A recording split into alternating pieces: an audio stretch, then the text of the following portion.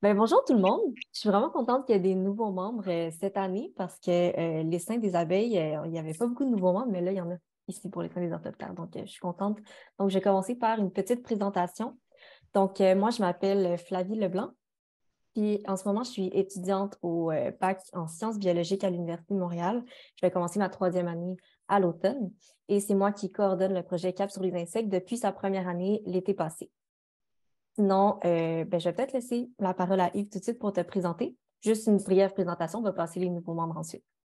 Moi, c'est pas compliqué. J'aime les orthoptères. Oh, Oups, je vais couper le micro. C'est bon, tu peux continuer.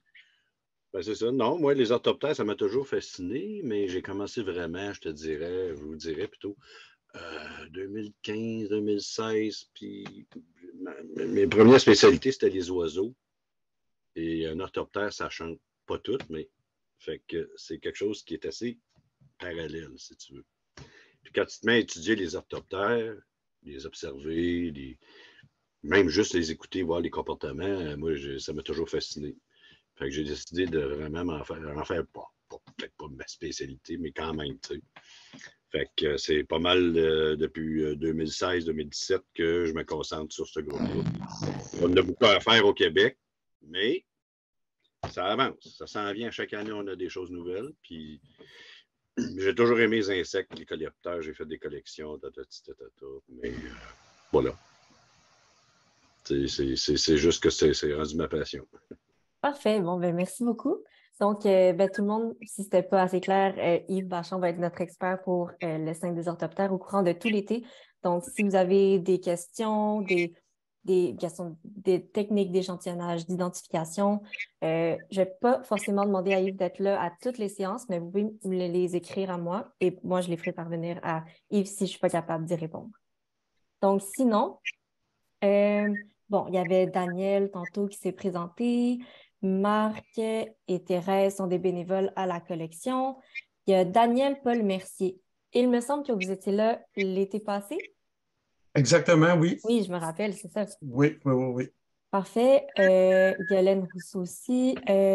Luc Baudouin aussi. Je pense que vous êtes un nouveau membre.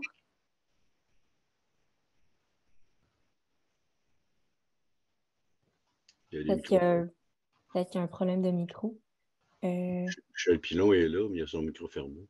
Oui, j'ai fermé les micros de tout le monde pendant OK, qu'ils se c'est toi, OK. présentaient. Oui, oui, parce qu'il y avait il y avait des bruits à un moment donné. Sinon, Frédéric Lavoie, Oui, je suis là. oui, tu peux te présenter, vu que tu n'étais pas là. Bonjour, moi je suis un peu nouveau en entomologie, mais je fais un film sur les insectes et je fais bien avec ça cette année. Là. Je me dédie aux insectes. J'étais à la séance d'information réseautage il y a 2 semaines, je crois. Mhm. Et c'est quoi de se présenter? Est-ce que je dois aller plus Ah, loin? juste parler de ton intérêt sur les insectes, pourquoi tu es là, peut-être tes attentes par rapport à l'essaim et aux rencontres. Ouais, je veux assister aux essais pour en savoir plus aussi sur les techniques d'observation, sur les périodes des pics, à quel moment on peut voir telle ou telle espèce. C'est vaste le monde des insectes, là. C'est sûr, ces temps-ci, je suis pas mal dans les papillons de nuit, là, mais je suis content d'en savoir plus sur les octoptères ce soir. OK, justement, il y a la séance Essaim des papillons qui va être jeudi. Ouais, je Sûrement sais. que tu vas y être, c'est bon, parfait. Donc, je vais passer vite justement les présentations. Les autres membres, vous connaissez déjà vu qu'il y avait la séance de l'année passée. Donc, on va passer au prochain point. Puisque la séance est enregistrée, je vais juste faire un petit retour parce que tantôt, c'était pas encore enregistré sur le but un peu des séances essaims. Donc, en fait, le projet 4 sur les insectes mise vraiment sur le recensement des insectes un peu partout au Québec.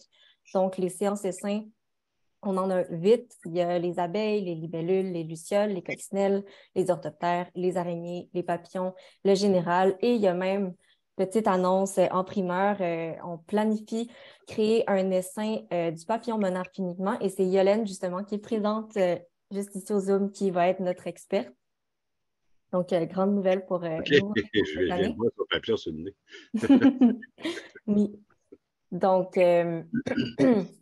Donc, c'est ça, c'est 8 essaims qu'on a créés, donc des groupes d'insectes particuliers sur lesquels on veut se concentrer.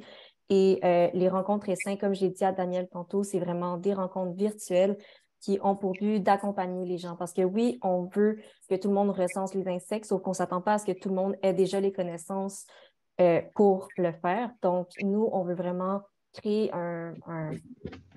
des rencontres pour justement stimuler les discussions, partager les informations avec des experts pour expliquer aux gens les différentes techniques d'échantillonnage, les trucs pour identifier les insectes, les milieux où il faut aller les chercher, les périodes pendant l'été. Donc, c'est vraiment un endroit pour que tout le monde se réunisse et pose leurs questions et justement, pour se renseigner, pour en apprendre sur les recensements d'insectes au Québec. Donc, c'est pas mal ça. Sinon, je me demandais, les personnes qui étaient là l'été passé, est-ce que vous avez continué à faire vos sorties autonomes quand on a arrêté les séances essaims, juste par curiosité? Ceux qui en faisaient soit la photo, soit l'échantillonnage au filet et les captures. Écoute, moi, j'en ai fait un peu, mais pas beaucoup vers la fin. La saison, peut-être que je me suis un peu été tard dans la saison. J'ai mis une photo ou deux sur iNaturalist.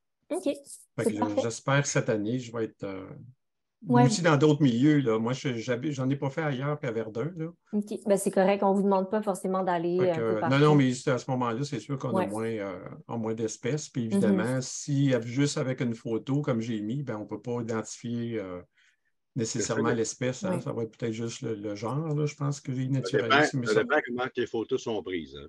Oui, effectivement. Mais c'est ça aussi un des points desquels on va parler pendant les séances essaims, c'est l'été passé, je pense justement, Yves t'avait dit l'angle ou certains angles qu'il fallait pour prendre des bonnes photos pour être capable d'identifier certaines espèces. Donc, on va pouvoir parler de ça plus tard quand on va présenter les espèces à cibler pour cet été. Et sinon, j'avais pensé à ça. Yolène, moi, je te connais de l'été passé, mais puisque tu n'étais pas dans les scènes des orthoptères, peut-être je te demanderais de te présenter pour ceux qui ne te connaissent pas encore, surtout que tu vas être notre experte des monarques pour l'autre question. Alors, bonjour tout le monde. Excusez ma voix, la pollution de l'air m'incommode beaucoup au niveau de la voix.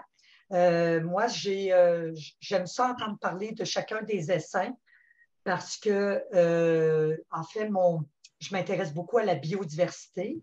Puis la biodiversité a diminué de plus en plus. Les insectes sont un peu nos sentinelles de l'état de la planète. Puis, comme Flavie l'a mentionné tout à l'heure, moi, c'est ma spécialité, c'est plus pointu, c'est plus au niveau du papillon monarque que j'observe depuis plusieurs années. Et j'ai aussi amené plusieurs projets dans ma municipalité et ça fait un effet de papillon.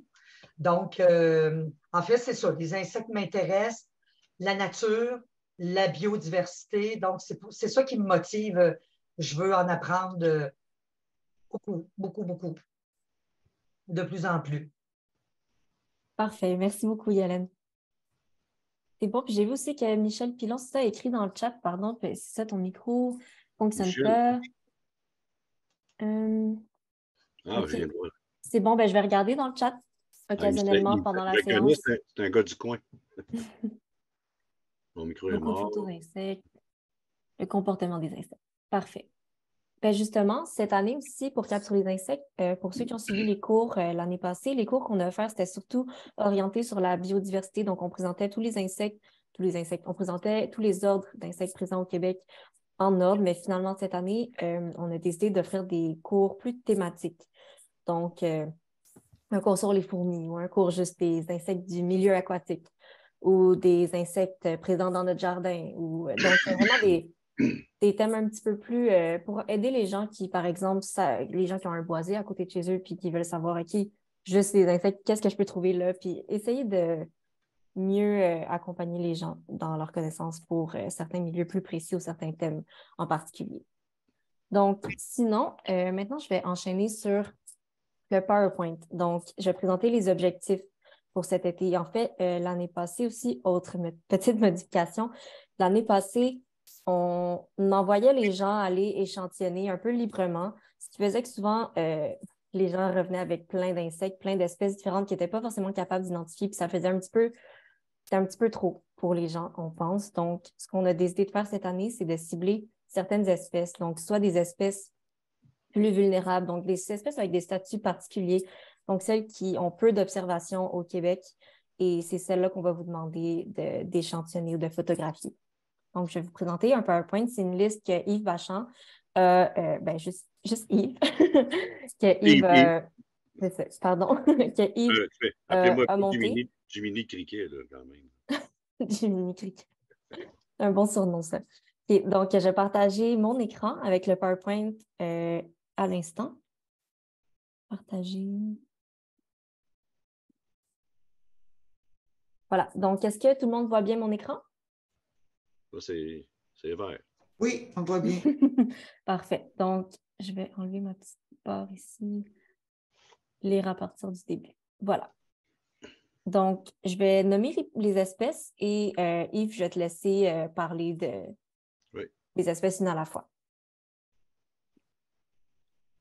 La première espèce, c'est locante à 2 points. Donc, j'avais écrit que l'espèce est présente depuis peu. Elle est présente de juillet à novembre et il y a seulement 9 observations iNaturalist de cette espèce au Québec. Oui, OK. Dans les cantes, moi, je ne peux pas partager en même temps. Hein? OK, on a oublié ça. Pour les cantes à 2 points, c'est une espèce qui, ça fait 3 ans, ça fait pas longtemps, qu'on a décelé l'espèce. Ça a commencé dans la vallée du Richelieu. Et puis, on a eu des données à Magog. En fait, souvent, les espèces qui montent des États-Unis montent par les lacs, les rivières, le Memphis Magog, et qui suivent ça. Fait que c'est une espèce qu'on va s'attendre à avoir dans le coin de Sherbrooke dans pas longtemps. Probablement que Montréal, ça, dans tout cas du sud de Montréal, Richelieu, tout ça, on va le retrouver éventuellement. Ça, c'est inévitable. On a des enregistrements, on a des photos. Il s'est établi au Québec. Ça, c'est des écantes, là, c'est une sorte de grillon. Tu sais, parce que, je sais pas, ceux qui ne connaissent pas les orthoptères, on mêle tout sauterelle, grillon, cricket. Hein, vous savez que c'est pas facile en français. Mais dans les écantes, ben, c'est des petits grillons, on appelle ça des tree crickets. C'est des grillons qui se tiennent dans les arbustes, dans les arbres, la plupart. Ah. Et lui, c'est des tas de framboisiers, des haies, OK? Des bordures de forêt, etc. Mais on ne sait pas vraiment encore comment la biologie va se développer ici, là, mais ça ressemble pas mal avec les États. Mais c'est vraiment une espèce très récente. Surprenamment, là, ça arrive. À chaque année, il y a quelque chose qui s'ajoute.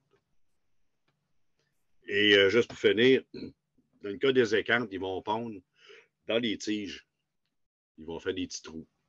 1 trou, 2 trous, 3 trous. Un peu comme une couture, là. Tac, tac, tac, tac. Ils pondent dans ça.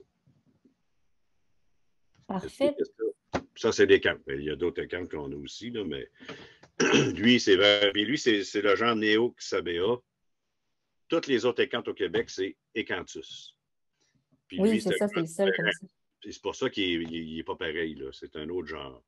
Normalement, la plupart des Neoxabea se retrouvent dans l'Amérique centrale et du Sud. Et juste pour vérifier, l'image que je montre sur le PowerPoint, le camp qui est un petit peu rouge, il y a le visage un peu... Oui, c'est ça. Donc, ça, c'est un critère qui permet de l'identifier facilement. Est-ce que tous les spécimens ont cette couleur-là? Ou ça dépend? Non, mais j'aimerais savoir la vidéo, par exemple. J'essaie de voir. Je te le renverrai à la fin de la soirée, le PowerPoint. Je vais essayer d'une autre manière. Les cantes à 2 points, il est différent parce qu'il est slim, il est brun-rouge, rougeâtre, beige, brun-rouge. Ouais, OK. Il y a 2 points à quelque part sur le thorax. Là. Et ça, toutes les autres écantes du Québec sont verts. OK. Moins vert, jaune, vert, avec du noir, mais ils sont tous verts. Lui, il est complètement différent au niveau de la coloration. Parfait. Donc, tout le monde aussi, si vous avez des questions, n'hésitez pas à ouvrir votre micro et juste les poser. Parce que là, moi, en ce moment, je vois le PowerPoint et la personne qui parle, mais je ne verrai pas forcément si vous levez votre main ou quelque chose. Donc, faites juste ouvrir votre micro et poser votre question. J'ai une question. Oui. Oui, vas-y, Thérèse. Quel aspect a la tige quand l'insecte a pondu dans la tige? Est-ce que c'est visible qu'on sait que l'insecte a pondu là? Oui, c'est visible, mais il faut vraiment être un Sherlock Holmes. Ah bon? C'est un insecte qui fait à peine 1 centimètre. Ah! Il faut imaginer que son ovipositeur, qui était le bout, là, en arrière, c'est petit. Mais les meilleures places pour observer les pontes des cantes de toutes les espèces, là, sauf peut-être une qui est plus dans des champs, là, qui est commune aussi, mais c'est vraiment les framboisiers, dans les tiges de framboisiers, de mûriers, les ronces. Toutes les ronces là, sont très propices aux écantes et aussi des tiges de saule. Des tiges de saule? Du saule, oui. Oui, du saule. Tiges de saule, OK. Moi aussi, j'avais une question. Excusez, j'ai désactivé ma vidéo. Est-ce qu'il produit un son particulier? Est-ce qu'il y a un chant particulier? Bon, c'est ça. Dans les écantes, c'est des trilles. OK? Celui à 2 points, entre autres, c'est un trill qui est très. D'ailleurs, si je pouvais partager mon écran, dans la page, tu as des espèces. Oui, à gauche, il y a, ça dit crickets, catidids, grasshoppers, Là, tu vas aller dans crickets. Crickets. Tu vas aller dans. Les ocontes. Tu vas voir Neoxabea. Tree crickets. Tu vas voir Neoxabea puis Punctata. Two-spotted tree cricket. Yeah. Okay, donc là, je clique sur cette. Oui, tu cliques dessus et tu vas écouter le chant qui est assez. Un trill qu'on n'entend pas ici. Assez rapide. Fait que ça, là, c'est à surveiller cette année. C'est très distinctif. Faut vraiment. C'est assez puissant, là. Mais c'est une petite bête qui est même pas à peu près 1 centimètre, là. Parfait. Donc, ça répondait-tu à ta question, Frédéric? Oui, merci. Parfait. Ben, le site, c'est une bonne référence aussi. Oui, c'est ça. Je vais Moi, garder j'en ai d'autres que je vais vous donner des outils pour cette année, là. Parfait. Ben, tu les enverras toutes dans le chat, puis moi, je vais les rendre disponibles sur la page des dessins des orthoptères, puis les partager à tout le monde. Le petit commentaire sur cette photo, il est beaucoup moins rougeâtre. Fait qu'il est rougeâtre, jaune. Regarde, je vais y aller pendant que je vous parle, là. Oui, vas-y aussi pour voir ce qu'on regarde. La photo, c'est vrai On va se comprendre. qu'il est moins rouge, mais de ce que j'ai compris, c'est ça. Il est plus brun que vert. C'est ça. Tu sais, Ecanthus, c'est tout ça, Neoxabea. Le Formosa, là, c'est vraiment ceux du Texas, Amérique centrale. Bon. Là, ce que tu vois, il est rosé sur le thorax. Il peut être plus brun, mais voyez-vous les 2 points là, sur le dessus du dos, là? Dans les images, vous avez image 1, 2. Vous allez voir les points qu'il y a sur le dos, là. Oui. Il est très long, il n'y a pas d'ailage. Par rapport à, mettons, si tu vas voir un autre. Je vais regarder une autre espèce. Tu vas voir le Fulton, là, le thermomètre, là, les camps de thermomètre.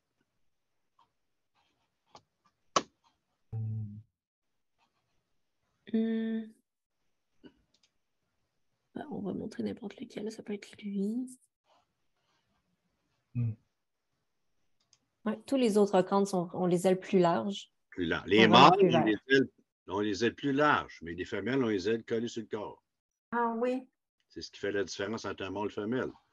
Puis si tu vas voir sur, justement, tu vas voir dans, si vous cherchez, mettons, dans les criquets, hein, on commence. J'essaie de me suivre moi-même, là. On va aller chercher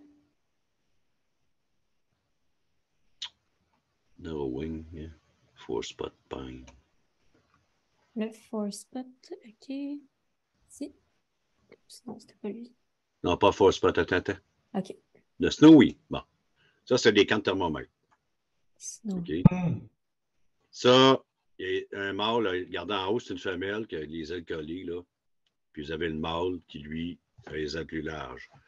Puis normalement, toutes les écantes, OK, on va faire le tour des écantes en même temps. Ils vont souvent faire des. Là, ils ne montent pas vraiment, mais ils vont faire des trous dans des feuilles. Comme ça. Chanter en dessous ou en arrière pour faire un déflecteur pour amplifier le son. Et ça, c'est intéressant, c'est typique aux écantes.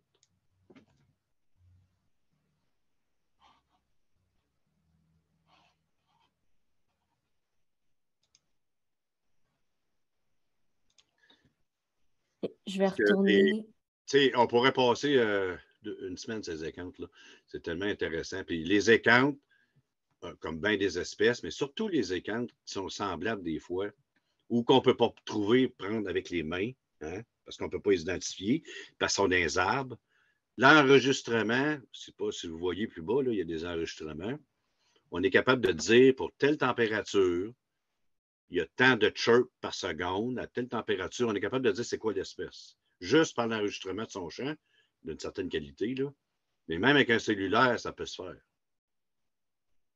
Donc, moi, souvent, je vais faire de l'inventaire, mais sonore, ce qui est le fun, parce que je le disais au début, j'aime bien les oiseaux, je les aime encore, là. Mais je veux dire, on peut aller chercher un échantillon sonore pour la plupart des espèces d'insectes chanteurs, puis être capable, selon la température, surtout les écantes, de dire, ben, c'est telle espèce, parce qu'il y a tant de chirp, de pit, pit, pit, puis de chup, chup, chup par seconde à telle température. Il y a des graphiques, c'est des lignes, là. C'est vraiment pas, il n'y a pas de variation dans ça. C'est typique. Là, tout le monde, est-ce que vous voyez, j'ai partagé une photo de justement ce que Yves, tu viens de dire, là, le trou dans la feuille pour projeter le son. C'est une image de ça que je suis en train de montrer. Oui. Oui. Fait que, si vous voyez, là, c'est vraiment, on appelle ça les baffles, c'est réflecteur en anglais, baffle. Un réflecteur pour faire réverber. De la façon qu'ils se placent, eux autres, là, c'est vraiment là, pour que ça amplifie le son. Ouais, ils mettent les ailes comme à 90 degrés, là. Oui, la Au tête corps. en bas. La tête en bas. Puis, ce qui arrive avec ça, c'est le problème, c'est que ces petites bêtes-là, en faisant ça, on n'est pas capable de focaliser, de trouver le. Ouais, exactement, ils sont où pour les prédateurs? Il faut se mettre deux pour trianguler avec des lampes de poche ou quoi que ce soit. Ah, Il est à peu près là. Parce que c'est tellement. Tu sais, c'est Le dur de son est trouver. diffus un peu. Là, Et ça, c'est une technique pour tous les insectes chanteurs de nuit, de soir. Deux lampes de poche. Chacun vise vers le champ, puis là, vous allez le trouver à peu près là. On triangule. Oui. Là, j'avais jamais Ouais, entendu cette technique-là, c'est une bonne idée. Oui, ça peut se faire des petits lasers. Là. Il y en a qui sont sentis, mais une lampe de poche, ça te donne à peu près l'idée où ce que c'est. Ouais. Parce que la plupart, c'est comme diffus. Les sauterelles vertes, c'est pareil. Il faut quasiment se mettre deux des fois pour certaines espèces parce que un là, tu sais, on dirait il y a un là, mais où là? Fait que, en faisant ça, on peut trianguler un peu. Parfait. C'est une petite technique. On va... Oui, vas-y, Thérèse.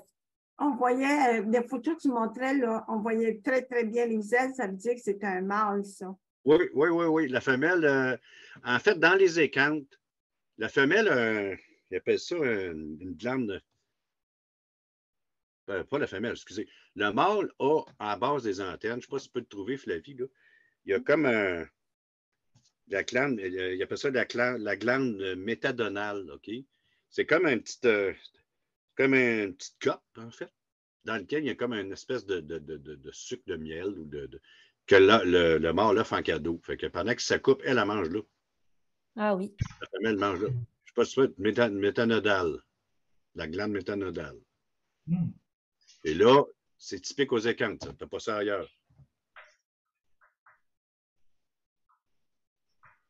J'ai une illustration. Ah, OK, ici. Oui. Tu vois-tu? Fait que ça, c'est comme un. Juste à la base des ailes, un peu en dessous. Oui, à la base des ailes, là, complètement vers la tête, là. Oui. T'as une glande. Qui, la femelle, elle se nourrit de ça. OK. C'est une forme de cadeau nuptial, ça? Tout à fait. Tout à fait. Parfait. Bon, on va retourner à notre PowerPoint. La prochaine espèce, c'est le méconème tambourinaire. Oui, méconème tambourinaire. On a seulement 2 mentions au Québec actuellement, dont une Hein? Dans le coin de Montréal. Là. Il y en a même plus haut dans les Laurentides. OK. Mais ce qu'on se dit, c'est bon, c'est sûr qu'il va arriver au Québec. Mais actuellement, je pense que c'est plus des introductions. Tu sais, quand on pogne une araignée dans Montréal, puis on la monte jusqu'à Québec, là, dans le sport, là, après le. Fait que ça arrive. Non, mais ça arrive. Oui, j'ai ramené une araignée sauteuse de la Gaspésie, là. Fait que. Voilà, c'est ça, tu dis, ouais, un crime a fait du bout, mais tu sais ça. Fait que. Mais le méconème, ce qui est intéressant, c'est que c'est un. Quand il parle de tambourinaire, parce que c'est quand même pas une grosse. C'est une petite sauterelle verte, là. OK? Puis, où est-ce qu'il y a beaucoup d'individus, des populations denses, eux autres, pour attirer les femelles, ils tapent du pied sur des feuilles. Ils font des tambourinent, en fait. C'est de là que ça vient son nom. Puis quand il y a des populations importantes, on les entend en forêt, tambouriner avec les petites pattes sur des feuilles secs. Donc, cette espèce-là, éventuellement, va arriver au Québec. Un déjà là, mais c'est peut-être une introduction ou pas, on ne sait pas. Une mention de. Moi, tout ce que je vois dans le Richelieu, même Frémagogue, et ça fait qu'ils s'en viennent. Ils ne sont pas loin. Fait que c'est un petit insecte que c'est à vérifier. Tu sais. On pourrait dire que je vois un point près de Côte-Saint-Luc. On pourrait peut-être penser qu'il y en a dans la montagne. Ben, ça se peut. Moi, je ne suis pas au courant de toutes les dernières données là, parce que je n'ai pas le temps. Ouais. L'hiver, je le fais. Parce qu'on voit un point ici, là, entre la montagne et Côte-Saint-Luc. Le boulevard des Caries est juste là. D'après moi, peut-être qu'il est possible qu'il y en ait dans la montagne. Ça se peut, comme je vous dis, on ne sait pas si c'est arrivé par transport, Mais je sais que là, 3 ans, il y avait déjà des mentions très proches des lignes américaines, canado-américaines. Fait que il n'y a rien d'impossible. Mais c'est pas gros quand même comme bête, là. Mais c'est ça. Une tambourine, lui. J'ai trouvé justement en ligne une petite vidéo que je vais regarder de cette espèce-là qui tambourine.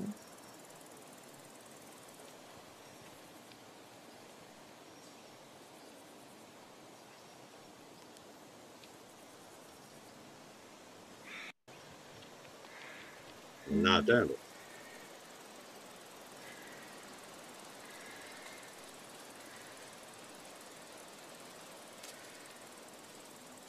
C'est pas celle qui est filmée qui le fait, par contre. Je vais avancer un petit peu.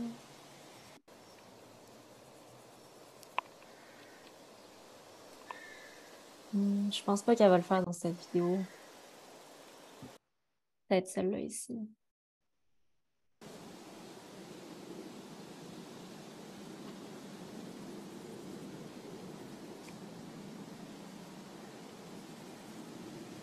Dans quelle plante on peut la trouver? Ça, c'est forestier. Ah! Normalement, c'est forestier. Là. Son habitat d'origine, c'est forestier. Ça vient d'où? Est-ce que ça vient des États-Unis? Oui. OK. C'est juste, il faut le trouver. Et souvent, comme bien des espèces, on les trouve à côté des lumières des bâtisses. On les trouve, tu sais, souvent, c'est comment je dirais ça, des observations au hasard. Mais dans son habitat, c'est forestier. La litière des forêts, surtout feuillues. Oui, en anglais, son nom, c'est oak. Donc, on présume que vraiment associé au chêne. Ben, pas nécessairement associé aux chênes, mais probablement parce que les chênaies, c'est toujours plus riche. Là. Mais au Québec, je ne sais pas. Mais ce qu'on sait, c'est qu'il y a une présence, mais c'est une présence qui vient d'une introduction. Tu sais, on a eu des cas au Maine d'une espèce qui était loin. C'est des camions de bois qui les amènent. Hein? Il y a beaucoup de facteurs qu'on ne peut pas toujours dire, ben regarde, il était là, non. Puis quand on a plusieurs données, là, ouais, il était là, c'est parce qu'on ne l'a pas trouvé. Mais tu sais, un cas, c'est pas pareil. Fait qu'on essaie d'attendre, on attend. C'est combien de centimètres environ? Le méconème, ça peut être 1,4 centimètres. C'est petit. Ah, c'est pas gros. Mais tu sais, c'est ça, quand il tambourine, là, ça en prend plusieurs à moins d'être à côté. Là. Mais tu sais, ça ne serait pas. C'est une espèce qui va arriver, c'est sûr, parce qu'il n'avait pas loin. Mais avant qu'elle envahisse, là, pour qu'on en entende des tonnes, là, mais c'est quand même assez vite, on ne sait jamais. J'aurais une question. Est-ce que le tambourinage, c'est surtout la nuit qu'on pourrait l'entendre? Normalement, oui. Pour les orthoptères, c'est tout le temps plus intense la nuit que le jour, mais ça ne veut pas dire qu'il n'en fait pas le jour. Mais si on prend les scudéries des grandes sauterelles là, vertes, ben, il y en a que c'est des deux, puis il y en a c'est juste la nuit. Fait que ça dépend des espèces. Mais dans le cas du méconème, normalement, je pense qu'il peut nous faire aussi le jour de ce que je connais. Là. Puis de toute façon, la nuit, c'est toujours plus facile d'entendre les choses en forêt. Hein. Il y a moins de bruit. je vais vous partager aussi un autre site qui s'appelle Discover Life. Donc, il y a des clés d'identification aussi sur ce site-là. C'est un site super pertinent pour voir pour les espèces d'abeilles, par exemple. Dans l'autre essai, sur ce site-là, il y avait plein de plantes hôtes qui étaient énumérées pour chaque espèce qu'on regardait. Donc, c'est vraiment un site avec plein d'informations pertinentes. Et ici, on peut voir plein d'autres images du méconème. Donc, vous irez y jeter un coup d'œil. Je vais vous envoyer un autre site pendant que tu parles, là.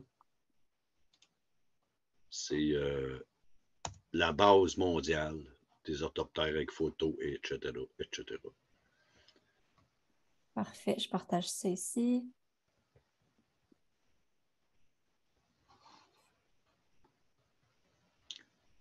Donc, ici, il y a toutes les données sur les orthoptères? C'est mondial. OK. C'est la société la société mondiale là, de ce qui gère toutes les... C'est bon, je mettrai ce lien-là les aussi quand je vais spécialistes. envoyer. Mais le Hart, tu l'as eu, là, avec les flèches jaunes, là. Les flèches jaunes.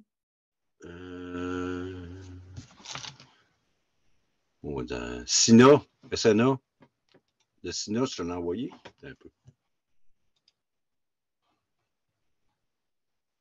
Ah non, tu l'as pas. OK, j'ai oublié ça. Le Seeing Insect of North America, vous l'avez? Veux-tu envoyer le lien dans le chat? Oui. Parfait. Ça, il y a des champs, il y a des photos, il y a tout. Parfait, je vais rajouter ça sur la page de l'essai.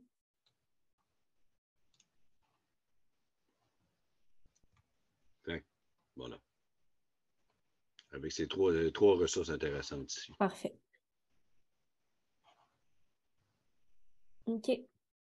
Oui, je pense que j'avais déjà vu ce site-là. Je vais le rajouter. Donc, prochaine espèce. Tu as les fréquences, tu as tout. C'est intéressant pour ceux qui veulent. Oui, parce que souvent, c'est difficile de les observer. C'est vraiment par le Oui. champ qu'on les reconnaît ou qu'on peut savoir qu'ils sont là, tout simplement. Donc, oui, c'est une bonne idée de se familiariser avec les champs. Oui. Sur iNaturalist aussi, vous pouvez déposer des enregistrements. Ce n'est pas obligé d'être des photos, les observations. Donc, dans iNaturalist? Oui, exactement. OK. Oui, il y a des sons possibles, oui. Donc, on va continuer. On a pris un petit peu de retard là, à cause des petits problèmes techniques. Donc, on va passer à la prochaine espèce. C'est, espèce probablement présente en bordure canado-américaine. Donc, il y en a deux. Il y a le Melanoplus viridipes, donc le groupe d'espèces. Il y a 1113 observations à un naturaliste, mais aucune au Québec pour ce groupe d'espèces-là. Donc, c'est pour ça qu'on pense qu'ils risquent d'être en bordure ou qu'ils sont... Il y en a probablement. C'est juste qu'ils n'ont pas encore été recensés. En fait, c'est ça. Fait que ça serait vraiment à voir dans des champs arbustifs, en bordure des... Mais tu sais, c'est ça. On ne sait pas encore, mais c'est une espèce qui s'en vient aussi. Parce qu'avec les années, on voit qu'il monte. Là. Comme là, j'ai écrit groupe d'espèces viridipes, donc il y a plusieurs patrons de coloration différents. Toi, tu parles d'une espèce en particulier ou plusieurs? Non, on peut plus. C'est vraiment un groupe d'espèces. Ouais, OK, c'est ça. Ça se fait clarifier par le taxo, là, puis l'ADN, puis tout. OK. Donc, rendu là, c'est trop difficile de les distinguer. Donc, c'est pour ça qu'on appelle ça un groupe d'espèces. Mais pour le distinguer, les fémurs sont verts. OK. Parfait. Fémurs verts. Puis ça, j'ai oublié de le mentionner au début, mais là, je vous présente une liste d'espèces en PowerPoint. Je vais vous envoyer plus tard, au courant de la semaine prochaine, un document avec des fiches. Donc, vous pourrez vous imprimer ça et il va y avoir par exemple, le milieu, où le trouver, peut-être aussi plusieurs images, des régions, la période où on peut trouver ces espèces-là et des critères d'identification pour vous aider. Donc, vous apporterez ces fiches-là avec vous sur le terrain et ça va vous aider pour les identifications. Ça va être plus simple parce qu'on vous présente plusieurs espèces une à la suite de l'autre, mais je vais vous envoyer des fiches plus tard, la semaine prochaine. Super. Oui, continue. Donc, celui-là, c'est les pattes vertes. Donc, prochain, c'est un autre eucanth, donc Eucanthus exclamationis. Tu as un autre pareil, la même condition, c'est qu'il est très proche du Québec. Donc, il y a 134 observations à naturalistes et encore une fois, aucune au Québec. Non, mais c'est proche. Ouais. On le soupçonne, en fait. C'est ça. On suppose qu'il est déjà là. On suppose, oui, quasiment, parce que c'est comme le premier qu'on a parlé, les cantes à 2 points. Puis je me suis dit, bon, ils peut-être 4-5 ans. Ben non, ça a pris 2 ans et demi, 3 ans. Il y en avait au Québec. Déjà, ouais. Dans le sud du Québec, tu sais, c'est sûr. Ouais. C'est bon. Donc, y a-t-il peut-être un petit critère d'identification qui faciliterait l'identification de cette espèce-là? Ben, toutes les écantes, OK, on ne se le cachera pas. Je ne sais pas si tu vois dans le Seeing Insect of North America, dans le cricket, si je ne me trompe pas. Tu t'en vas dans les écantes. Tu t'en vas dans les clés. Non, pas dans les clés, un peu, je me suis trompé. C'est-tu là qui m'a dit ça? List of species, OK. List of species. Mettons que tu prends les cantes de Fulton, OK? Tu vas voir, dans la dernière photo en bas à droite, tu as des marques pénales, OK? Attends, je ne l'ai pas encore trouvé, le Fulton. C'est quoi le nom complet? Pecanthes fultoni.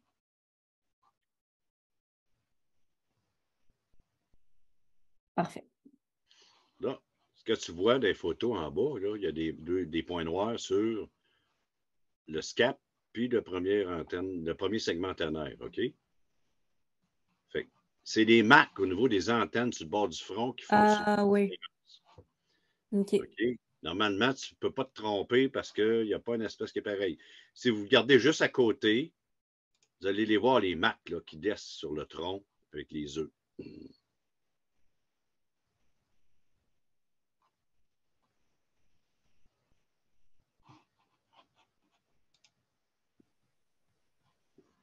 Est-ce que tu vois juste à gauche, là, la photo en bas à gauche?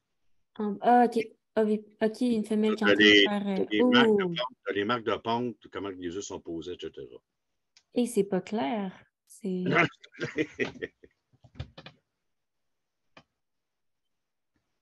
OK, fait que ça fait vraiment des petits points blancs sur le tronc. Mais ça fait des marques, oui. Des marques mais c'est pas gros, là. Tu sais, si on parle, c'est 1 centimètre, là, c'est pas gros, là, le repositeur. Oui. OK. Bon, fait que pour les écantes, en fait, il y a le champ, la fréquence, la température, les marques. Puis il y en a qui sont évidents, là, comme les cantes des pins, ben lui, il a le thorax, la tête rouge, bien rousse, puis le corps vert sapin, puis il se plante dans le bord de la tige, fait que ça a l'air d'une aiguille. Fait que ça serait très dur à trouver. Ah ouais. Ça a l'air d'une aiguille conifère. On retourne au PowerPoint. Donc, ensuite, les prochaines espèces qu'on va présenter, c'est des espèces reliques. Donc, qu'on trouve presque plus. Donc, la première, c'est Melanoplus gaspesiensis. Donc, c'est une espèce qui est en péril au Canada. Il y a seulement 2 observations iNaturalist et, comme on peut le voir dans son nom, c'est dans le parc national de la Gaspésie et surtout dans le coin du Mont-Albert. Et c'est en août que cette espèce-là a été observée. Oui, puis actuellement, cette espèce-là a été recensée depuis les 2 dernières années en quantité à la même place. Ils sont vraiment concentrés là. Dans le parc de la Gaspésie. C'est des reliques de la glaciation, en fait, là, qui ont été isolées. OK. Les dernières, en 2021, 2022, 2021. 2021, d'ailleurs, c'est l'insectarium qui ont été fait des prélèvements. Puis oui, l'espèce est présente, on a des photos récentes, mais c'est vraiment une espèce typique au top du Mont-Albert. Il y a 2-3 places. Oh, OK. Donc, c'est pour ça qu'elle est menacée, parce qu'il y en a juste là, dans le monde. Ouais, ben oui. Juste là. Donc, bon, on ne s'attend pas à ce que vous alliez faire de la randonnée au Mont-Albert, mais si... Vous n'avez pas le droit des poignées? Non, c'est ça, juste des photos, mais si vous photos. envoyez, si vous y allez, ça serait pertinent de regarder si vous pouvez observer cette espèce-là. Sinon, la suivante, même principe. Les madeleines, c'est la même affaire. Ouais, c'est ça, Melanoplus madeleinae. Donc, statut préoccupant au Canada depuis 2016. Une seule observation naturaliste au Québec à Cap-des-Meules, mais c'est une observation non vérifiée, donc on n'est même pas certain. Puis j'ai regardé la photo, le spécimen, il manque toutes ses pattes pieds séchés, donc je suis vraiment pas certaine.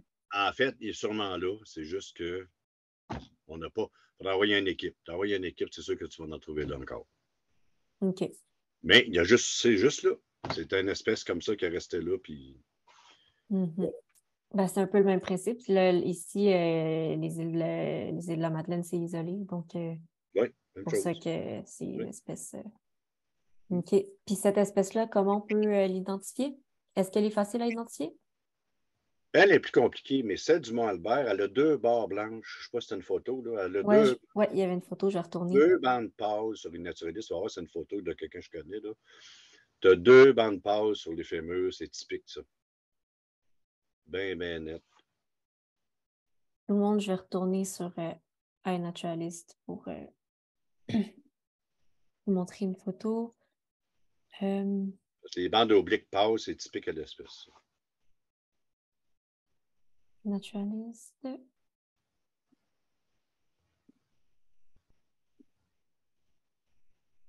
C'est Melanoplus gaspésiensis. Tu n'auras pas grand photo. Non, ben c'est ça, j'avais. Il y en a une qui est sur la mousse, là. C'est ça, tu vois les 2 bandes, là. Si tu peux aggrosser, c'est correct, là. C'est vraiment ça, un des critères. Mais c'est sûr que si tu te retrouves ailleurs que là, mais là, en haut, c'est sûr.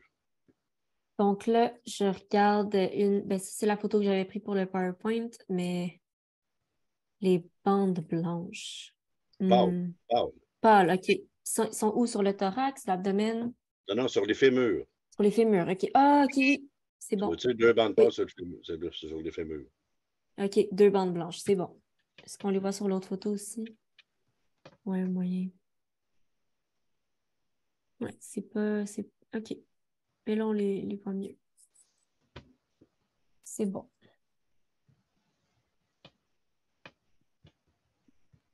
Donc, je répète toutes ces informations-là, de petits critères d'identification, là, ça va être sur les fiches que je vais vous envoyer.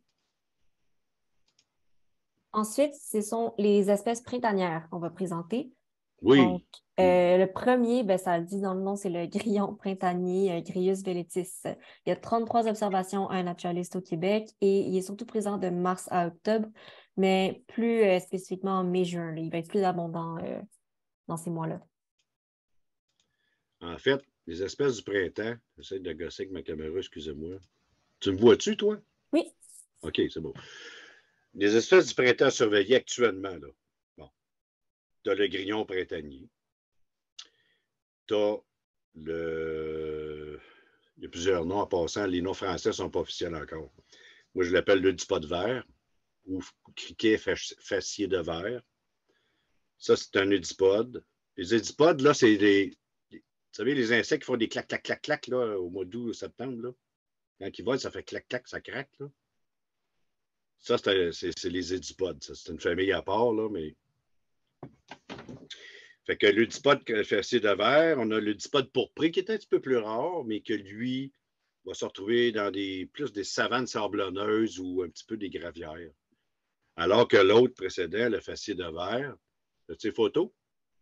Ben là, en ce moment, la photo qu'il y a sur le PowerPoint, c'est un grillon noir. C'est-tu bien ça?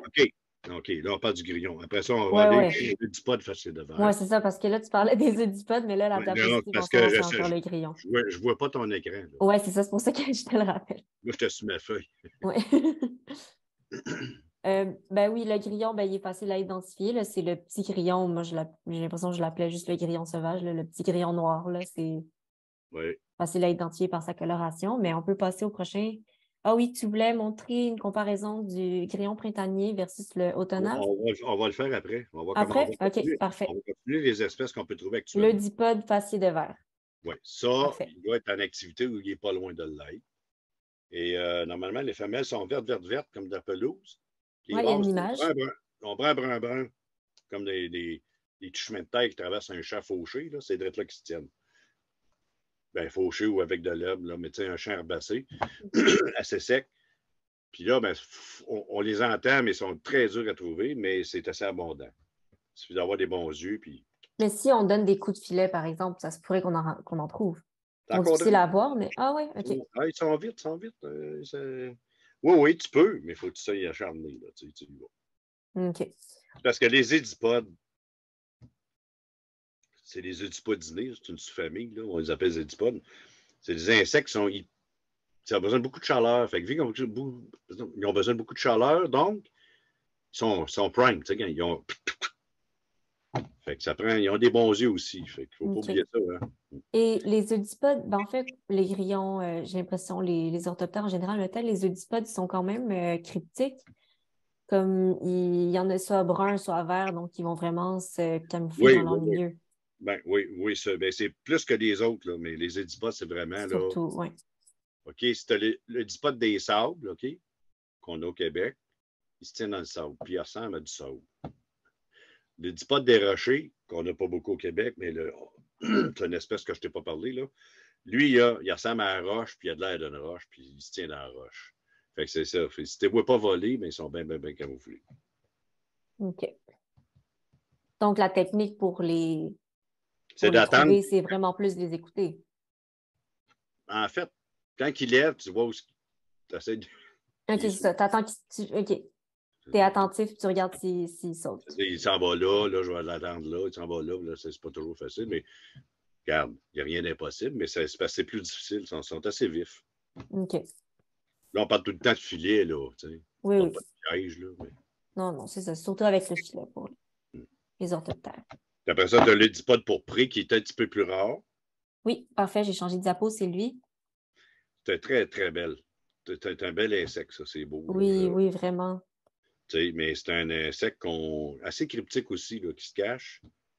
Mais plus des savanes sablonneuses, d'un rocher entre les deux. Puis on dirait que les gens en pognent plus au nord du fleuve.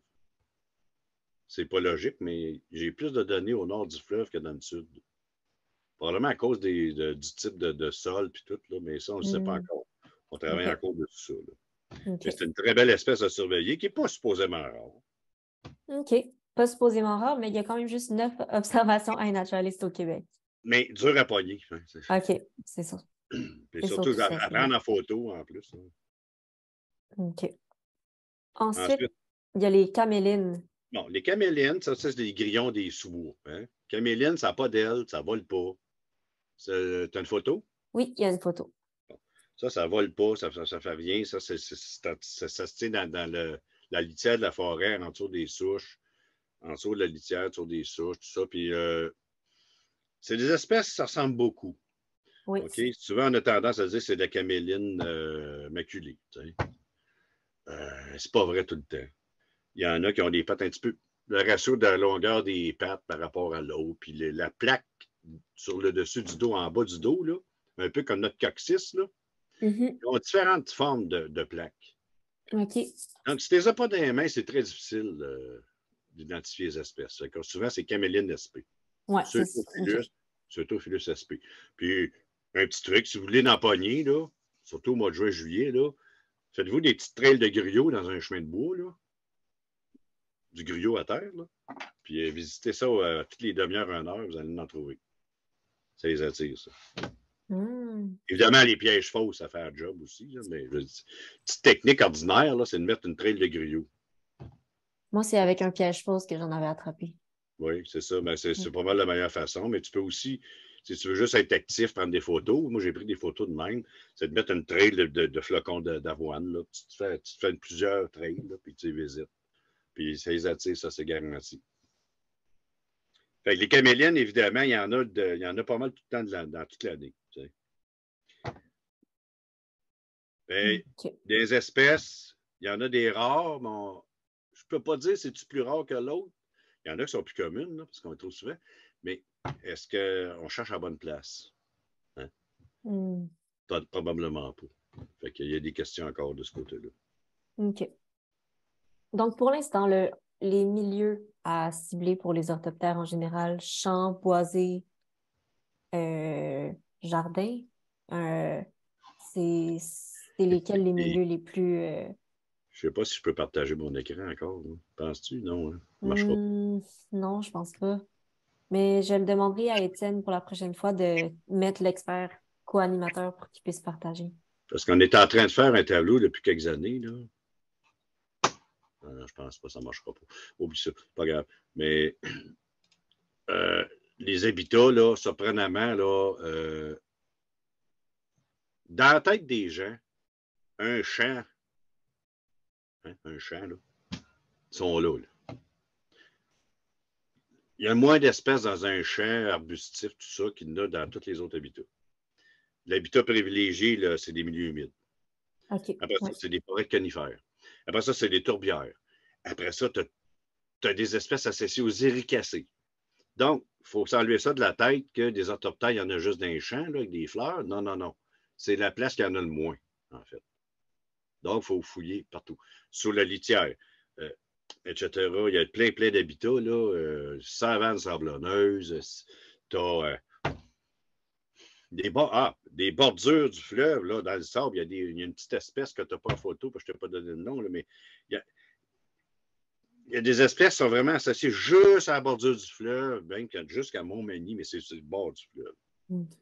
OK? Fait qu'il n'y a pas juste une place pour les trouver. C'est parce probablement qu'on est habitué d'entendre des criquettes pogner des sauterelles de mouton miel dans des champs, là. Mm-hmm. Il y en a. Dans les sous-bois, il ne faut pas négliger ça. OK, parfait. Thérèse Harry, de mouton miel. Ouais. Moi, je vois sur le Camélien Aude, sur le bord du chemin, l'année passée, j'en ai vu plusieurs. Ils sautent partout. sur le bord de Camélien Aude. Ben, si tu as le temps, Hein? si tu as le temps, tu prendras ton filet ou tu les prendras en photo, tu essaieras de regarder c'est quelle espèce, si c'est tout le temps les mêmes espèces qui fréquentent le même milieu ou si tu envoies des nouvelles et au courant de l'été, dans les différentes périodes, si tu vois un changement des espèces qui sont présentes ou celles qui sont plus abondantes. Oui, je vais regarder ça en arrachant mon herbe à poux, là. Bon, parfait. C'est bon. Donc, ensuite. Il faut comprendre aussi, juste finir. Ben oui. Dans certains habitats, il y a des espèces qui sont ubiquistes, c'est-à-dire qui se contentent de tout. Mm-hmm. Que tu peux trouver d'une place, d'une autre place. Mais il y en a d'autres, c'est très focus sur la plante. Ça dépend des espèces, oui. Y en a-tu parmi celles qu'on a présentées qui ont une association assez spécifique avec une espèce, une plante haute? Non, pas pour le moment. OK, parfait. Parce que ça, c'est sûr, ça serait pertinent de le mentionner, mais si on n'a pas encore, c'est parfait. On verra plus tard peut-être. Donc, les prochains groupes d'espèces, c'est les tétrigides, les tétrigidés, Tétrix spp. Donc, 73 observations et naturalistes au Québec, présents de mai à août en général. Sinon, as-tu d'autres choses à dire sur eux? Mais ça, c'est des espèces qui sont très petites, OK, qui se tiennent au sol. La meilleure façon de les prendre, c'est vraiment passer un filet à peu près quasiment frôler à terre dans une petite gravière. Ça peut être un champ d'herbe, n'importe quoi, là. Mais c'est vraiment de passer, puis là, dépendamment des endroits, vous allez pogner différentes espèces. Ce pas des espèces qui sont rares, sauf quelques-unes dans le nord, là. Mais l'espèce typique qu'on capture souvent, c'est le Nomothetyx cristatus. Lui, il est typique parce qu'il a comme une crête sur le dos. Puis, une photo de cette espèce-là que j'ai mis justement dans le PowerPoint. Et oui, c'est ça, on voit la petite crête, puis il y a comme une petite alternance de coloration, là, les petits points blancs et les petits points bruns. Ouais, ben, il peut être noir, il peut être foncé, beige. C'est ça, les tétrix, là, c'est jamais la même couleur. Ça change tout le temps, OK. Mais lui, il est typique parce qu'il y a une crête sur le dos. Ouais, on la voit bien quand même. Ça fait l'aspect d'un caméléon. Pardon? Ça fait l'aspect d'un caméléon. Oui. Ça ressemble à ça. Mais c'est pas, je dirais ça, c'est pas une espèce rare, mais c'est pas le genre tétrix, mais c'est Nomothetyx. Bon, c'est dans la même gang des tétrigides. Oui. Donc ça, c'est une espèce intéressante. Dans Puis, cette famille-là. dans les données, il y a comme une période d'absence en mi-saison. Pourquoi, on ne sait pas encore. OK, puis c'est quand cette période-là? C'est tout le temps la même à chaque année? Ben, c'est ça qu'on ne sait pas encore. On ne sait pas, OK. Ce qu'on se rend compte, c'est qu'il y a une baisse d'activité quelque part. Probablement qu'il y a peut-être un stade d'hiver et un stade de... Je ne sais pas. On ne sait pas encore. Mais tu sais, la meilleure façon, en fait, des poignées, il n'y a pas juste le filet, c'est l'aspirateur entomologique. Oui, ça, on en a moins parlé, par contre, dans les autres séances sur le site. L'aspirateur, ça fait un job, les tétrix, parce que c'est pas gros, là. C'est petit. Oui, j'expliquerai, je ferai peut-être un petit blog, une petite page pour expliquer comment se fabriquer son propre petit piège aspirateur maison. Parce que c'est vrai que pour les araignées aussi, ça peut être super pertinent. Donc, je penserai à ça. Je me note ça. Piège aspirateur. Ok. Parce que au niveau des techniques, là, on va continuer les autres. Là, juste au niveau des techniques, là, OK, on a filet fauchoir, on a filet aérien, on a les mains, on a piège fausse, des battoirs dans les arbustes pour les écantes à l'automne. On a des trails d'appât, comme je vous ai dit, là, des sentiers avec des appâts. La Blacklight attire même certaines scudéries. Hmm. Il y a même des petits pièges à pas qu'on fait, c'est comme des boîtes à crayons, là. On fait des trous avec du griot puis des affaires d'œufs dedans, puis ça attire des choses. On enfoue ça à demi dans le sol. Il y a plein de techniques, puis si vous en connaissez puis vous voulez en développer, c'est le temps de faire des tests. Voilà. Je vais partager les photos que je viens de voir dans le chat. Yolène a partagé des photos. Donc, je les partage juste à l'instant. Si tu veux ouvrir ton micro, Yolène, pour parler de ces photos-là. Oui, puis excusez ma voix. Juste avant, on voit le criquet. Oui. Ça, c'est la femelle. C'était en 2020, mon pavé uni, les joints. Alors, elle a creusé avec vraiment là, le bout de son abdomen. C'est quand même assez dur. Ouais, mais Creuser dans les joints qui sont quand même en acrylique. C'est très dur. Puis, elle a pondu. oui, ça c'est correct, c'est très normal. Je vois la photo, là. Oui. Ça, c'est le criquet birayé. Birayé. Oui, le Melanoplus bivitatus. Il est typique parce qu'il y a une bande au-dessus de l'œil, sur le côté du thorax, puis ça continue sur les ailes. Ah oui. Et ce n'est pas un criquet à pattes rouges, même si c'est pattes rouges, OK? C'est confondable bien du monde. Puis, Mais les mélanopes, la plupart des mélanopes, je dirais la presque totalité, pondent dans le sol. Ils ont comme des valves. Puis c'est comme comment je ferais ça? C'est un peu comme ça, là. Des valves, puis ils creusent de même, eux autres, avec le bout de leurs abdomens, puis ils pondent après. Ils sont capables de creuser dans assez dur. Ah oui. Parce Oh. que je vous dirais que c'est presque, c'est pas du ciment, mais. Non, mais ils sont capables. Ils vont prendre le temps qu'il faut. S'ils pensent que la température va être bonne, ben non, tu sais, toutes les prises, c'est tout. Puis je l'avais observé, la femelle, elle avait resté longtemps. Longtemps. Ça prend du temps, mais ils font, ça c'est sûr. Mais la plupart des mélanopes, surtout, c'est un gros mélanope, ça, il est capable de faire pas mal. Mais c'est vraiment les valves au bout, là. Il y a des dents après ça, là. Des photos de valves de mélanope? Des valves. Ben, j'ai le bout là, de l'abdomen. Le bout de J'avais l'abdomen. une photo, là. Ouais, es-tu là? Oui, il y a deux liens. Il y a la deuxième photo, c'est ça. Ah, c'est ça, t'es ça, là. Ça, là, ça creuse. Ça creuse en titille, hein? C'est comme une pépine. Oui, mais ça peut être long. Pépine miniature. Ils sont patients. Mais la plupart des mélanopes pondent dans le sol. Alors que les écanes pondent des tiges ou c'est végétation. Puis les scudéries, ils vont pondre dans les feuilles, dans les branches, dans les ci, dans les ça. Fait qu'il n'y a pas. Mais dans le cas des mélanopes, c'est vraiment au sol. OK. Et après, est-ce qu'ils referment, là? On ne voit pas vraiment là où ils ont pondu une fois qu'ils ont fini. On ne pouvait pas voir la. Non. On perdait l'endroit, là. On le perdait l'endroit complètement. Parce que dans les scientifiques, ce qu'ils font, ils les font pondre en in vitro. Là, puis là, ils peuvent compter, mesurer les. Parce que les autres, ils vont mettre des egg pods, ce qu'on appelle des paquets d'œufs. Puis quand tu sors ça, c'est tout collé de sable, là, mais il y a des œufs dans ça. Fait qu'ils ne pondent pas un œuf à la fois, ils pondent des sacs d'œufs, en fait. Mm-hmm. Là, ben, j'imagine, étant donné que c'était sur mon pavé uni, j'imagine, c'est entre guillemets, la pierre du pavé uni, ça se tient chaud puis ça l'accumule l'énergie. Ouais. J'imagine qu'elle a trouvé ça approprié. Ben, à moins qu'elle ait. Oui, mais c'est ça. C'est ça. Mais souvent, c'est ça, c'est une question de température, parce qu'ils ne pondent pas tout le temps. Ça va dépendre de la température du sol, ça va dépendre de tout. C'est un peu comme n'importe quel animal, là, quand c'est propice, tout, ils vont se mettre à l'œuvre. Bon, là, il est 20h45, mais puisqu'on a pris un petit peu de retard, on va avoir le temps de finir avant 9h, c'est sûr. Là, il ne reste pas beaucoup d'espèces. Ben là, on a parlé de juillet. Oui, ben là, il en reste juste 2, dans le fond, pour début juillet. Même juste une, je pense. Donc, on va finir à temps. C'est la... t'avais-tu d'autres choses à dire avant? Non, c'est beau. Non, OK. Donc, Decticelle bariolée. Oui. 109 observations au Québec de juillet à octobre et espèces introduites. Oui, ça fait longtemps. Ça fait longtemps que c'est introduit d'Europe.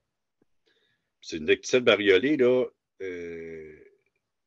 On ne peut pas se tromper. Je ne sais pas si tu as une photo pour montrer, là, oui. Oui, c'est très évident. C'est vraiment pas, elle n'est pas comme les autres.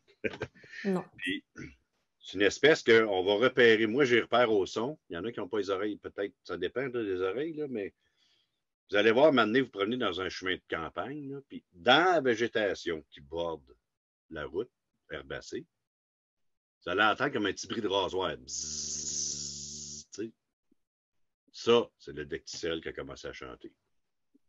C'est pas nécessairement puissant, mais c'est comme un petit bruit de rasoir de moteur électrique. Là. D'ailleurs, sur les Song of Insects, vous allez avoir le bruit. Ben, c'est ça que j'étais justement sur le site pour la montrer. R-O-E-S-E. Ah, peut-être qu'à mettront pas, eux autres. Va sur plutôt Sina.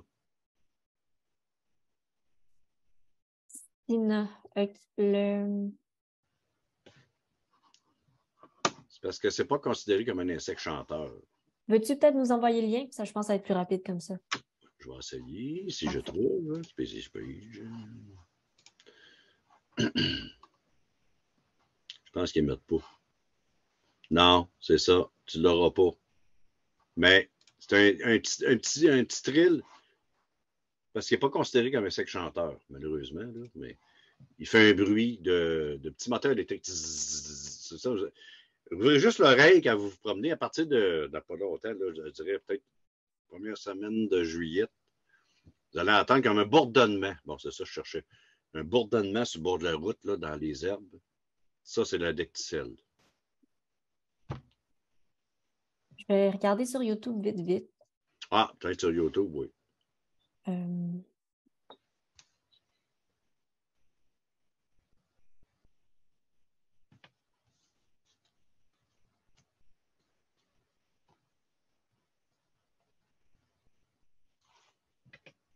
Ouais, non, ça me...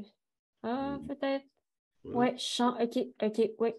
Je vais partager mon écran. Oups. Oui, je pense que je l'ai. OK.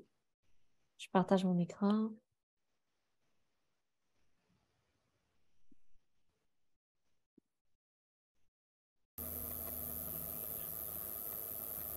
C'est bien ça?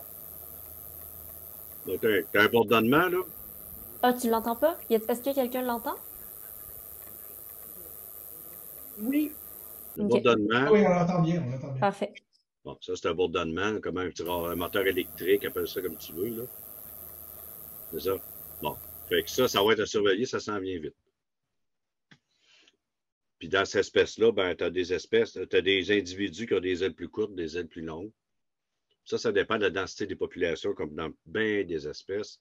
Quand il y a trop de monde, ils développent leurs ailes pour migrer.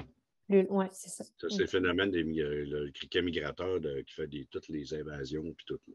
Puis tu dis plus courte ou plus longue. Là, la photo qui est sur le PowerPoint en ce moment, les ailes, ils couvrent pas tout l'abdomen. Non, court, mais ça? normalement, il y a des individus, quand tu as des populations trop hautes, qui vont les ailes qui vont dépasser l'abdomen. OK. Et ça, c'est tout simplement relié au fait qu'il y a trop de monde, on s'en va ailleurs. Un peu comme les pucerons qui vont développer des ailes quand ils sont trop sur une plante. C'est ça. Parfait. Puis... Je vais peut-être finir juste à... Continue. Excuse. Ben là, c'est la dernière. L'autre, c'était, je pense, Bivitatus, mais il était super commun, donc je ne l'avais pas mis dans le PowerPoint. Non, mais c'est correct, on l'a vu, là. C'est Mme Yolène, c'est ça. Oui, ben, c'est ça. Ouais. Là, juste faire le cas des grillus, là. OK, oui, c'est vrai, on va retourner là. On va finir avec ça. Parfait. Le grillon printanier et le grillon automnal. Il n'y a pas de différence entre les deux espèces. Okay? C'est soit Saint-Patrick ou Allopatrick, mais en tout cas, ce n'est pas des hybrides, mais les deux espèces, le champ est pareil. Ils ont les mêmes caractéristiques physiques. On pense même qu'au niveau des joues, entre l'œil, puis non. Il n'y a rien à faire, là. Ils ne sont pas différenciables ni au champ, ni à l'œil. Donc, la seule chose qu'on a, c'est que quand c'est pas au mois d'août, c'est, là, je parle de chanteur, c'est le grillon automnal. Puis quand c'est mi-juillet, jusqu'à vers pas tout à fait de fin juillet, c'est grillon printanier. Actuellement, ce qui va chanter, c'est le printanier. Le printanier. Oui. Et il y a 2 semaines qui chevauchent au mois de fin juillet, début août, où ce qu'on peut pas pantoute dire, regarde, c'est soit l'automnal ou le printanier, dans le sud du Québec. Et moi, j'ai fait un inventaire à Bagotville l'année passée, puis toutes les nymphes, les larves, adultes ou plus jeunes, il y a une période, je ne peux même pas dire que c'est un ou l'autre, parce que c'était entre les deux. L'espèce du printemps ont des larves avancées, puis les autres sont sur le bord d'être des adultes. Fait que c'est impossible. Okay. Fait que c'est juste vous dire que faites-vous-en pas, là. Au printemps, c'est le printanier, puis à l'automne, c'est automnal. Mais on voit quand même une différence de le dessin sur les ailes, là, ici, puis là. Ouais, non. Quand on était rendu, là, à mesurer la distance entre l'œil, puis la joue, puis la mâchoire, il n'y a rien de concluant. Au mois de juillet, ça doit être l'estival. Et pas pire. Est-ce que c'est le même son? Produisent le même son? Ah, c'est le même chant. La même fréquence. C'est ce qu'on sait, par exemple, c'est maintenant on s'en va un petit peu plus vers le. On va essayer pas de comparer le chant. La seule différence, c'est que le grillon printanier est un petit peu plus colonial, OK? Vous allez voir, là, il chante à des places, pas de place. Là, il est plus par petites places. Le grillon automnal, lui, est partout. Mais dans la main et au champ, on ne peut pas savoir, à moins d'être au mois d'août ou au mois de début juillet, juin. Et là, il y en a qui vont. Même l'ADN, en tout cas, ça a l'air que. D'après moi, ça va devenir, de ce que je pense, là, de ce que je comprends, ça va devenir une seule et même espèce, mais comment ils appellent ça? Pas divergente, mais il y a une partie, il y a une génération de printemps et une génération d'automne. On ne sait pas encore. Mais écoute, c'est vraiment, écoute, tu ne peux même pas différencier quoi que ce soit. Fait que voilà, ça c'est pour les grillus. Parfait. Donc, je vais arrêter le partage d'écran. En fait, la liste, la liste que qui a été préparée dans le PowerPoint, comme là, la diapo laquelle on a arrêté, c'est mi-juillet. À la prochaine rencontre essaim, on va faire le reste des espèces. On va vous présenter ça graduellement au fur et à mesure que les espèces vont apparaître pendant l'été. Mais ça ne sert à rien de toutes les présenter à la première séance. De toute façon, on en a déjà enchaîné beaucoup. Donc, je vais arrêter le partage ici. Fait que c'est de se concentrer sur les espèces que vous voyez, puis je dirais favoriser les habitats semi-dénudés. Elle n'est pas démarrée encore, c'est pas le temps. Il faut commencer tranquillement. Bord de route, là, etc. J'ai une question, Yves, pour toi. Oui. As-tu des trucs à nous donner pour les photographier? C'est quand même. Oui, demande à Michel Pilon, on va te le dire. Tu congèles un peu, puis après ça, tu remettre une feuille. OK. Il n'est pas là, Michel, il est parti. Quoi. Non, il est parti. Oui, oui. On les attrape pour faire de la macro. Moi, je fais de la macro avec une diversité d'insectes. Et les sauteurs, comme ça, là, on les capture. Puis, comme tu as mentionné, Yves, on les met quelques minutes au réfrigérateur. Ils deviennent plus dociles. Oui, t'es calme. Puis là, on peut les photographier, mais ça se réchauffe vite. Oui. À moins d'être bien patient sur le terrain. Là. Mais je vous dirais en début de journée, parce qu'un orthoptère, là, la première partie de sa journée, là, c'est d'accumuler la chaleur. Et s'il n'y a pas trop de rosée, il y a moyen de prendre des belles photos, mais avant qu'il fasse trop chaud. Parce qu'après ça, ça part de partout. Moi, c'est ça que je fais le plus souvent, c'est que je vois plus de bonheur le matin. Puis, tu as plus de chances qu'ils sauvent moins vite. Là. Mais l'histoire du pas le congélateur, je le disais tantôt, le réfrigérateur, tu le ramollis. Michel, toi, tu mets ça dans quoi, toi? Congélateur ou. Je suis plus impatient. Je vais avec le congélateur. Moi aussi, je vais avec le congélateur. L'autre chose aussi, c'est si vous avez une longue focale, ça vous permet d'être assez éloigné de l'insecte pour pouvoir le photographier aussi. Oui, on en fait des photos justement au 300 mm, ça va bien. Exact. Ouais, l'objectif, il bouge moins si t'es moins proche. Ouais. Exact. Oui. Non, c'est tous des trucs à développer. Puis, écoutez. Aussi, quand tu es dans un milieu où tu sais qu'il y en a, c'est souvent de rester où tu es, puis ils vont venir à toi par eux-mêmes. Si tu es dans Fait que c'est un autre truc. Au lieu d'aller toujours essayer de les approcher, on les laisse s'approcher eux autres vers toi. Ben, t'as pas tort, moi, de dire que moi, je me souviens des plus beaux coléoptères carabidés de plantes que j'ai trouvés. C'était en m'assisant dans le champ, avec les arbres par-dessus la tête, puis d'attendre. Exact. Plein d'affaires qui arrivent. Ben, Michel, c'est un photographe, un vrai, là. Je veux dire, il y a des bons trucs, lui. Si jamais vous avez besoin de poser des questions. Puis en passant, allô, Camille? Ah, non, c'est Camille. Camille, elle m'a passé son laptop parce que le mien, j'avais pas de micro. OK. Bon. Elle n'est pas loin. OK. Fait que pour la photo, il y a plein de trucs à possible. Il y a d'autres qui font, là, pour faire des belles photos aussi, pour finir avec ça, c'est qu'ils vont congeler un peu, ralentir, puis comment ils appellent ça, une boîte blanche, là, une black box comme une cage, là. Puis qu'il y a comme un trou dans la porte, mettre une lentille avec tes lampes, puis là, ils font des super belles photos, mais il faut être patient. C'est pas sur le terrain, mais c'est des belles photos là, qui sortent clean. Je sais pas si tu as déjà utilisé ça, Michel. Non, mais je sais de quoi tu parles, puis effectivement, c'est dans mon wishlist. Oh yes! C'est good. Fait que c'est ça. Écoutez, moi. C'est moins dans l'environnement, c'est moins intéressant par contre que sur la plante haute. Oui, mais en fait, les photos qui se font dans des white box, OK, c'est juste parce que c'est pour documenter l'espèce, les caractéristiques, tout. Hein, souvent, ils vont faire du focus stacking, là. Ouais. Mais c'est sûr que ça ne bat pas dans son milieu. Là. Mais c'est vrai que le 300 mm, 200 même, c'est assez. Puis assez de. Tu es plus loin, tu ne fais pas peur. Là. Exact. Puis quand tu approches des insectes, le truc aussi que je prends, c'est que j'essaie de. Je mets le soleil derrière moi. Oui. Je me déplace face à lui et l'insecte est assez loin. Puis là, je me rapproche pour pas qu'il voit un déplacement latéral, mais qu'il voit plutôt un approchement vers lui-même. Il ne voit pas un déplacement d'un individu, il voit juste une forme qui grossit. Ça leur fait moins peur que de voir un déplacement. Ah, vois-tu, c'est un bon truc, ça. Oui.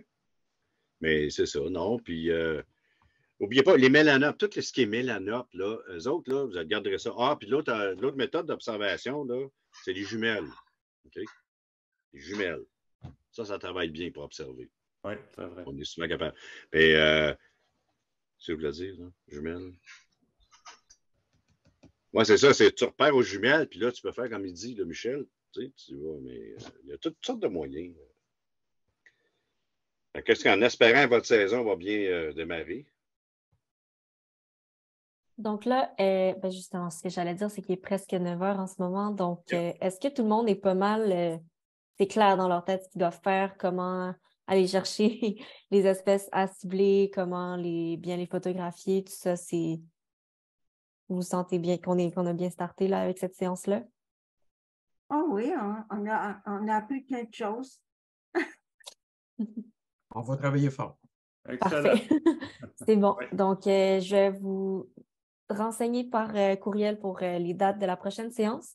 Ça va être dans au moins 2 semaines parce que les autres séances ne sont pas encore toutes faites. Il y a plusieurs essais qui n'ont pas encore eu leur première séance, donc je vais vous tenir au courant pour ça. Mais sinon, c'est ça. J'espère que vous allez vous amuser à aller recenser les orthoptères. Et si vous avez des questions, n'hésitez pas à m'écrire. Je vais vous envoyer les fiches d'ici la semaine prochaine de toutes les espèces qu'on a vues aujourd'hui. Merci beaucoup. Merci Yves. Merci. Allais-tu rajouter quelque chose, Yves? Oui, je vais rajouter quelque chose. C'est que oui, je suis en train de travailler avec le marais aux cerises pour faire une activité de la section de l'EAQ, la section Sherbrooke, sur une formation sur les orthoptères au mois fin août, début septembre. Et ça, c'est une activité qui va être offerte aux membres de l'EAQ, entre autres. OK. Ben, on se tiendra au courant, puis je mettrai l'annonce. Je le dis parce que s'il y en a qui sont intéressés, là, ça va se faire au lac Magog, au lac Mafré-Magog, plutôt, dans ces coins-là. Ouais. Je n'ai pas de date encore, là, mais on travaille sur ça. Formation PowerPoint sur le terrain, ça va être quelque chose de pas pire.